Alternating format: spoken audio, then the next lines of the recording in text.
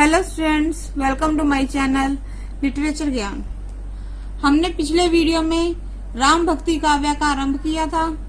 सबसे पहले हम जो पढ़ चुके हैं उसके बारे में डिस्कस करेंगे। जैसे कि नाम से ही स्पष्ट हो रहा है, ये काव्य राम का काव्य है। तुलसीदास जी ने रामचरितमानस नामक कृति लिखकर भक्ति काल में अद्भुत अपना योगदान प्रदान किया।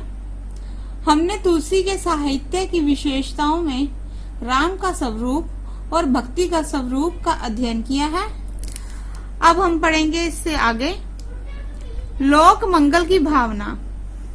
कृष्ण भक्ति साहित्य में जहाँ कृष्ण की लोक रंजक लीलाओं का गान मिलता है, वहाँ राम भक्ति साहित्य में राम के लोक रक्षक रूप की स्थापना हुई है। तुलसी के राम मर्यादा पुरुषोत्तम तथा आदर्शों के संस्थापक हैं। राम काव्य में आदर्श पात्रों की सर्जना की गई है। राम आदर्श पुत्र हैं और आदर्श राजा हैं। सीता आदर्श पत्नी है। भरत और लक्ष्मण आदर्श भाई हैं। कौशल्या आदर्श माता है। हनुमान आदर्श सेवक है। इस प्रकार रामचरितमानस में तुलसी ने आदर्श गृहस्थ, आदर्श समाज और आदर्श राज्य की कल्पना की है। आदर्श की प्रतिष्ठा से ही तुलसी लोकनायक कवि बन गए और उनका काव्य लोक मंगल की भावना से ओतप्रोत है। समन्वय की भावना। राम काव्य को अपने व्यापक दृष्टिकोण के कारण समन्वय काव्य माना जा सकता है। तुलसी का रामचरितमानस तो समन्वय की विराट चेष्टा है।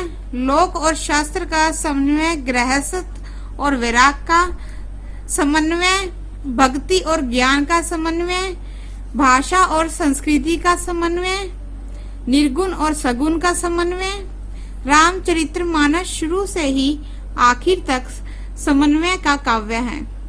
हम कह सकते हैं कि तुलसी आदि राम भक्ति कवियों ने समाज, भक्ति और साहित्य सभी क्षेत्रों में समन्वयवाद का प्रचार किया।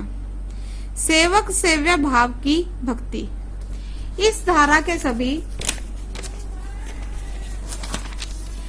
कवियों ने ज्ञान की उपेक्षा भक्ति को अधिक महत्व दिया। ज्ञान कठिन है, भक्ति सरल है।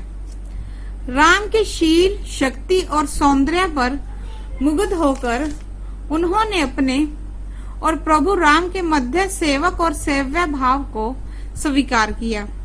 उनका मत है कि इस प्रकार की भक्ति से ही भगत का उद्धार हो सकता है। समाज सुखाय रचना। इस धारा के कवियों ने अपने समाज सुखाय अर्थात अनंत कर्म के सुख के लिए काव्य रचना की। इन कवियों ने ना तो किसी राजा महाराजा के आश्रय को स्वीकार किया और ना ही किसी का यशोगान किया। तुलसी ने स्पष्ट घोषणा की, समाज सुखाय तुलसी रघुनाथ गाथा। दार्शनिकता। भक्ति के साथ साथ इन कवियों ने दार्शनिक तत्वों का भी समावेश किया। जीव, जगत, ब्रह्म, आत्मा व माया आदि तत्वों पर विचार करते हुए उन्होंने भक्ति का महत्व प्रतिपादित किया। तुलसीदास के श्री रामचरितमानस के विभिन्न दार्शनिक तत्वों का स्पष्टीकरण दृष्टिगत होता है। इन्होंने जीव और ब्रह्म के मध्यम माया को बाधक माना। संसार को नश्वर मानते हुए उन्होंने माया से अलग रहने का संदेश दिया। धन्यवाद।